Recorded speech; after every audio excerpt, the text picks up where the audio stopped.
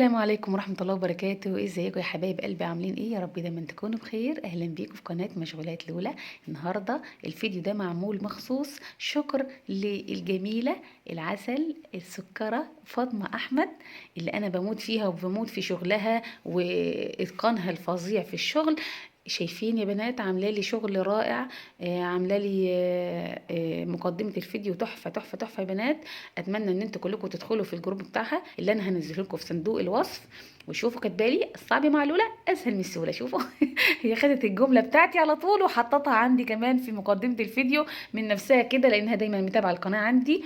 وشكرا يا بطوطه يا جميله على احلى مقدمه فيديو في الدنيا. قلت لكم فين اللايك يا حلوين؟ فين اللايك؟ اوعوا تنسوا الاشتراك في القناه يلا عشان نبقى مع بعضينا.